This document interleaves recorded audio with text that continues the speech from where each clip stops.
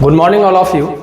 आज आप लोग को ऐसा मैथ में पढ़ाने के लिए आए हैं जो 8, 9, 10, 7 सब क्लास में ज़रूरी है और सब क्लास के साथ साथ स्पेशल कहिएगा तो 9th क्लास में ज़रूरी है।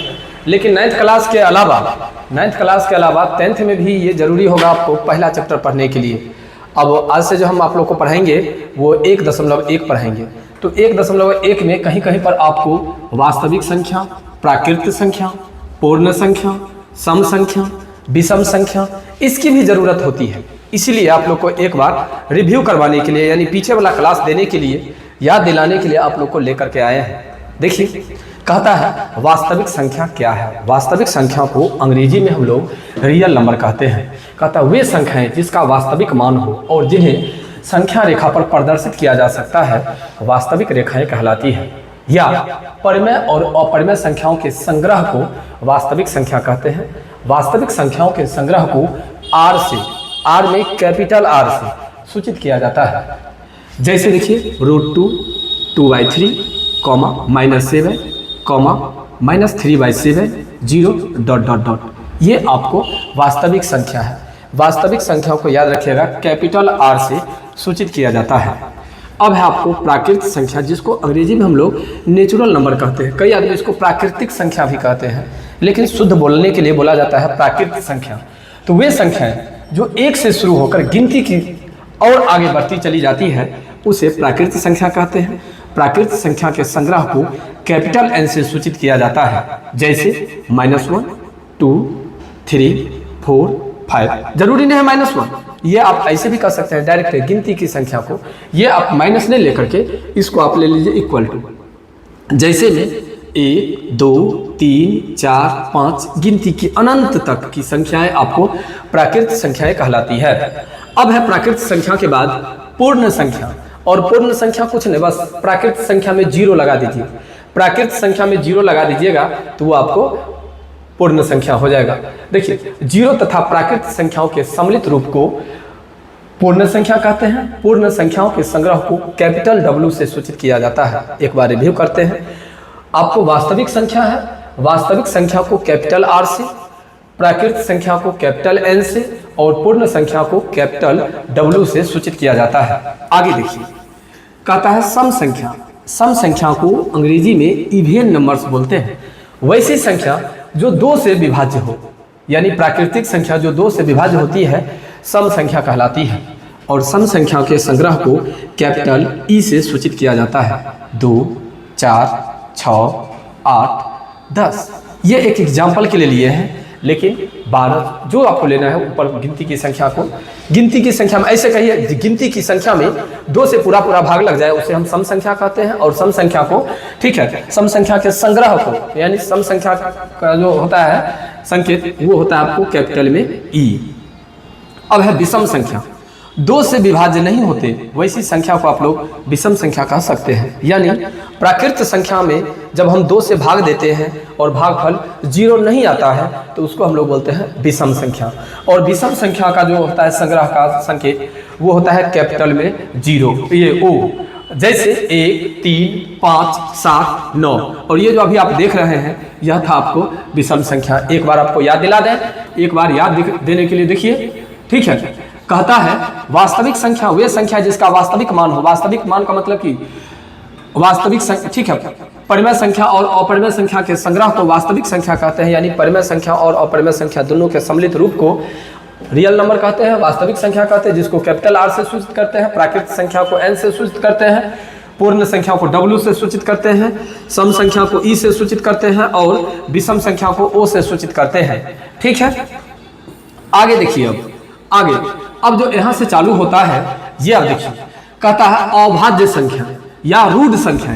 रूढ़ संख्या को हम लोग अभाज्य संख्या के नाम से जानते हैं। 1 से बड़ी प्राकृतिक संख्या जो 1 या अपने आप को छोड़कर किसी अन्य संख्या से विभाजित न हो उसे अभाज्य संख्या कहते हैं। इसको ऐसे भी कह सकते हैं वैसी संख्या जिसमें 1 और स्वयं के अलावा किसी और संख्या से भाग नहीं लगती है उसे अभाज्य संख्या कहते हैं। जैसे देखिए 2, 3, 5, 7, 11, 13, 17... अब यहाँ पर आपको एक याद रखने के लिए, याद दिलाने के लिए आपको बतला दें, जो दो एक ऐसी सम संख्या है जो सम है और अभाज्य है। केवल अपवाद में दो के अलावा कोई भी संख्या लीजिएगा सम संख्या, तो आपको अभाज्य नहीं भाज्य संख्या होगी। आगे देखिए, यौगिक संख्या है, कंपोजिट नंबर, कहता वे प्राकृतिक संख्या जो एक या अपने को छोड़कर किसी दूसरी प्राकृतिक संख्या से विभाजित होती है, जिसको हम लोग भाज्य संख्या भी कहते हैं। यौगिक संख्या कहिए या भाज्य संख्या कहिए। भाज्य संख्या का मतलब होता है जिसमें एक से और स्वयं से भाग लगता है, एक और स्वयं के अलावा किसी और संख्या से भी भाग लगता है। अभाज्य संख्या में एक और स्वयं से भाग लगता है, और भाज्य संख्या में एक और स्वयं के अलावा और संख्या से भाग लगता है। अभाज्य संख्या को रूट संख्या कहते हैं और भाज्य संख्या को यौगिक संख्या कहते हैं। अब है सह अभाज्य संख्या को प्राइम नंबर। दो प्राकृतिक संख्या सह अभाज्य संख्या कहलाती है यदि उनका लॉ 100, ठीक है, या 101 के बराबर हो, जैसे 4 9, जैसे 9 16, 2 6 इत्यादि, ठीक है। आगे देखिए, पूर्णांक संख्या, प्राकृतिक संख्या के संग्रह में जीरो तथा ऋण पूर्णांक, जीरो और ऋण पूर्णांक लगा रहे तो ऐसे संख्या को पूर्णांक संख्या कहते हैं। इसको एक अपनी तरफ से और बनाए हुए हैं, एक तो आपको पीडीएफ में दे रहे हैं, पीडीएफ के अलावा एक और बनाए हैं जो ऋणात्मक और धनात्मक संख्या के सम्मिलित रूप को पूर्णांक संख्या कहते हैं। ऋणात्मक संख्या, धनात्मक संख्या कहने का मतलब ये हो गया प्लस में, ऋणात्मक संख्या कहने का मतलब हो गया माइनस में। तो दोनों संख्या के सम्मिलित रूप को हम लोग पूर्णांक संख्या कहते हैं और इसको अंग्रेजी में इंटेगर्स बोलते हैं, ठीक है, और इसको कैपिटल जेड से सूचित किया जाता है।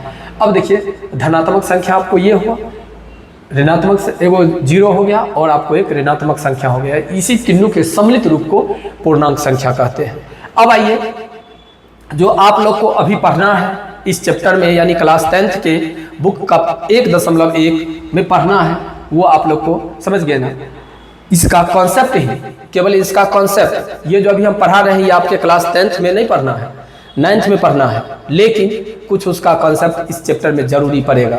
जो परिमेय संख्या किसे कहते हैं, परिमेय संख्या के क्या क्या रूल होते हैं, ये सब इसलिए आपको थोड़ा बतला दिए कॉन्सेप्ट, ताकि 9वां वाले स्टूडेंट को भी फायदा हो जाएगा। 10th क्लास में आप लोग हैं, आप लोग को 10th क्लास वाला वीडियो बना रहे हैं, तो 10th क्लास वाले भी स्टूडेंट को फायदा हो जाएगा। देखिए, परिमेय संख्या वह संख्या जो p बट्टा q के रूप में हो, जहाँ q p तथा q पूर्णांक हो और q नॉट इक्वल टू 0 हो, तो उसे परिमेय संख्या कहते हैं। परिमेय संख्या के संग्रह को कैपिटल Q से सूचित किया जाता है। जैसे देखिए, 3/4, 2/3, -1/7, 0 2, ये सब आपको परिमेय संख्या है। देखिए, परिमेय संख्या का एक और डेफिनेशन समझिए दूसरे लैंग्वेज में, कहता है वह संख्या जिसका दशमलव प्रसार शांत हो या अशांत आवृत्ति हो, उसे भी परिमेय संख्या कहते हैं। शांत का मतलब क्या होता है, भाग देने के बाद कट जाता है, और अशांत आवृत्ति का मतलब होता है एक ही संख्या बार बार आने लगता है, उसको भी हम लोग परिमेय संख्या के रूप में जानते हैं। देखिए, अब है भिन्न। भिन्न का मतलब होता है जिसको p/q के रूप में व्यक्त किया जाता है, अंश और हर के रूप में, उसी को हम लोग भिन्न बोलते हैं। समतुल्य भिन्न देखिए, कहता है क्या, यदि किसी परिमेय संख्या के अंश और हर में किसी शून्योत्तर संख्या से गुणा या भाग किया जाए तो प्राप्त संख्या दी गई परिमेय संख्या के समतुल्य कहलाती है। जैसे देखिए, 2/3, तो 2/3 को आगे बढ़ाने के लिए फिर 2/2 से गुना कर दिए, तो ये जो 2/2 से गुना किए, ये हुआ आपका समतुल्य। अब जो मेन पढ़ना है अभी आप लोग को 10वां क्लास में पढ़ना है अपरिमेय संख्या। एक बार आप लोग को बतला देते हैं, ठीक है। रियल नंबर, रियल नंबर जो होती है वास्तविक संख्या, वास्तविक संख्या के दो भाग होते हैं, एक होता है परिमेय और एक होता है अपरिमेय। याद रखिएगा, 9वां क्लास में परिमेय के बारे में आप लोग पढ़ लिए हैं और 10वां में आप लोग को पढ़ना है अपरिमेय के बारे में, ठीक है। अपरिमेय के बारे में पढ़ना है आपको 10वां क्लास में। कई जगह ऐसा मिलेगा जिसमें कहता है जो सिद्ध करे कि √3 एक अपरिमेय संख्या है, सिद्ध करें कि √2 एक अपरिमेय संख्या, इस टाइप का ढेर सारा। तो इसको ऐसे समझ लीजिए, जो वास्तविक संख्या यानी रियल नंबर के दो पार्ट होते हैं, एक होता है आपको परिमेय संख्या, एक होता है अपरिमेय संख्या। तो परिमेय संख्या के बारे में आप लोग 9वां क्लास में पढ़े हैं और अपरिमेय संख्या के बारे में आप 10वां में पढ़ने के लिए मिलेगा आपको।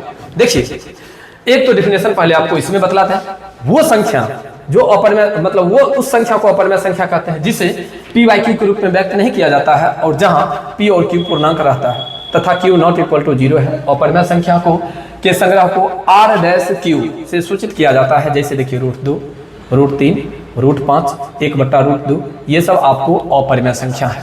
देखिए, अपरिमेय संख्या को एक हम आप लोग को, ठीक है, चार्ट के अंतर्गत, वास्तविक संख्या को एक चार्ट के अंतर्गत भी आप लोग को हम दर्शाए हैं। जो कि समझने के लिए आप लोग को काफ़ी है। देखिए, वास्तविक संख्या, रियल नंबर। वास्तविक संख्या के दो भाग होते हैं, एक परिमेय और एक होता है अपरिमेय। तो परिमेय संख्या के बारे में आप लोग 9वीं क्लास में पढ़ चुके हैं। अभी हम लोग को पढ़ना है अपरिमेय संख्या के बारे में। तो आप समझिए, जो परिमेय संख्या का भिन्न होता है पूर्णांक होता है। फिर पूर्णांक के भी 3 प्रकार होते हैं, एक होता है ऋणात्मक पूर्णांक, एक होता है शून्य पूर्णांक, एक होता है धनात्मक पूर्णांक।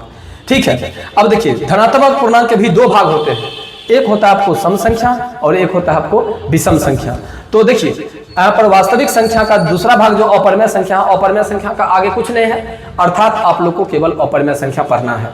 और अपरिमेय संख्या को दर्शाने के लिए ही आप लोग को हम, ठीक है, ये लेकर के आए हैं। देखिए, ये जो देख रहे हैं ये आपको, ठीक है, 10वां में जरूरी का चीज है। लेकिन ठीक है, अब आप लोग को हम चलते हैं थोड़ा व्हाइट बोर्ड पे, और व्हाइट बोर्ड पे थोड़ा कॉन्सेप्ट आप लोग को देते हैं। देखिए, पहले समझिएगा एक चीज, जो कैसे बनाया गया, ठीक है, और यूक्लिड विभाजन एल्गोरिथम। यूक्लिड विभाजन एल्गोरिथम होता है, एक यूक्लिड विभाजन प्रमेयिका होता है। सबसे पहले आप लोग को हम कॉन्सेप्ट के रूप में बतला दें, यूक्लिड विभाजन एल्गोरिथम आपको ये किताब में बहुत कम जगह मिलता है। क्या सो देखिए, यूक्लिड विभाजन एल्गोरिथम,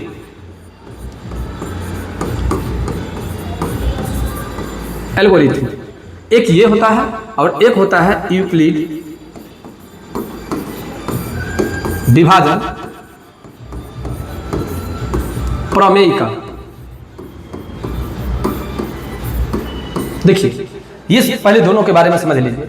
यूक्लिड विभाजन एल्गोरिथम जो होता है, इसके अंतर्गत क्वेश्चन बनाया जाता है, और यूक्लिड विभाजन प्रमेयिका जो होता है, इसके अंतर्गत क्वेश्चन जिस पर बनता है उस चीज़ को प्रमाणित किया जाता है। जैसे आपको बतला देते हैं, a = BQ प्लस R जो है, यह इस चीज़ को साबित किया जाता है प्रमेयिका के अंतर्गत, और यूक्लिड विभाजन एल्गोरिथम का प्रयोग करके a = BQ + R पर क्वेश्चन को बनाया जाता है। समझिए, इस पर क्वेश्चन को बनाया जाता है, इस पर, और इस पर इस फार्मूला को प्रूव किया जाता है। ये दोनों आप लोग को पढ़ना है इस चैप्टर में। समझिए, देखिए,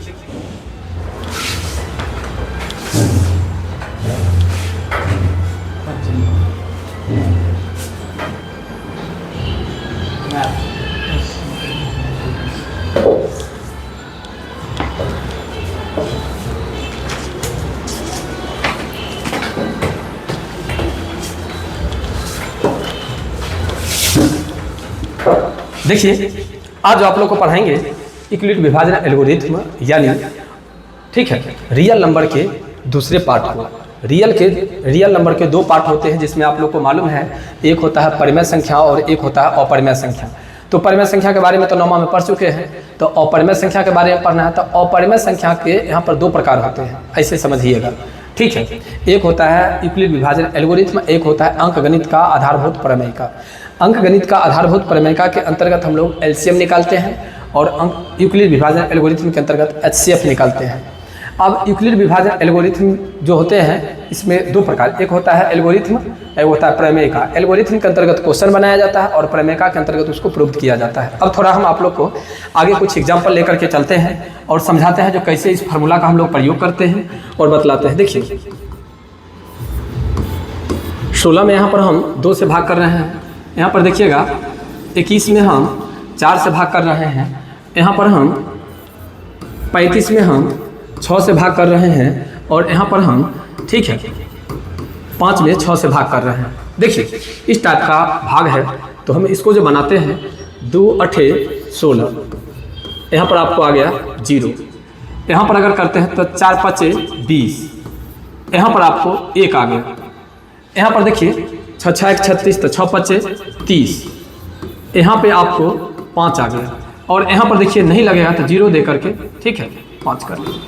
एक बात ध्यान रखेंगे, आप लोग को आज थोड़ा अजीब लगता होगा कि सर क्या कर दिए, ये यहाँ पर क्या कर दिए, बना सकते थे। तो देखिए, आपको समझा दें, जो हम लोग जो बनाते हैं ना एचसीएफ, यानी यूक्लिड विभाजन एल्गोरिथम का जो प्रयोग करते हैं, वो दशमलव में नहीं लाते हैं, उसका आंसर जो होता है परफेक्ट होता है। इसलिए हम आपको यहाँ पर किए, क्योंकि आज तक आप लोगों ने देखा है, जो कहीं पर एचसीएफ निकालते हैं तो उसको दशमलव में लेते हैं, एचसीएफ बराबर नहीं लेते हैं, इसलिए हम ऐसा कर दिए हैं। ठीक है, कंफ्यूज मत होइएगा कोई स्टूडेंट जो ये क्या कर रहे हैं। ठीक है, आगे दिखाते हैं आप लोग को एक और चीज़। अब देखिए इस चीज को यहाँ पर जो हम लोग बनाते हैं इसको ऐसे बनाते हैं, भाजक, भाज्य, भागफल और नीचे वाला को हम लोग बोलते हैं शेष। जो आप लोग यहाँ पर देख रहे हैं, देखिए इसको हम लोग लिखते कैसे हैं, सो थोड़ा अलग करके समझिए, ठीक है। ए बराबर बी क्यू प्लस आर। यहाँ पर जो ए होता है वो ये होता है ए, ये जो होता है आपको वो होता है बी, ये जो होता है वो होता है आपको क्यू, और ये जो होता है ये होता है आपको आर। ठीक है, आप लोग समझिए, यहीं पर सब कुछ है, इसी पर जो भी कलाकारी है इसी पर है और हम लोग इसी पर बनाते हैं। देखिए कैसे बनता है स्वाद। आपको यहाँ पर ए को भाज्य बोला जाता है, लिखते हैं ए को भाज्य, अब भाज्य को ठीक है डिवाइडियंट बोलते हैं, डिवाइडियंट, ठीक है। बी को भाजक बोला जाता है, बी को भाजक बोला जाता है, भाजक को का होता है डिवाइजर, ठीक है। क्यू को भागफल बोला जाता है, भागफल, और भागफल जो होता है क्वोटिएंट होता है।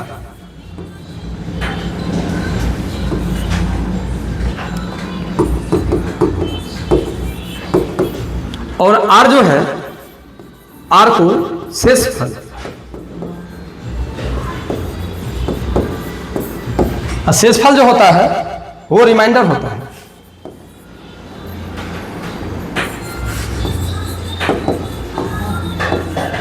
देखिए इसी फार्मूला के आधार पर, इसी के आधार पर हम लोग आगे जो प्रोसेस करते हैं सो देखिए, यहाँ पर हम लिख सकते हैं 16 बराबर 2 गुने 8 जोड़ 0।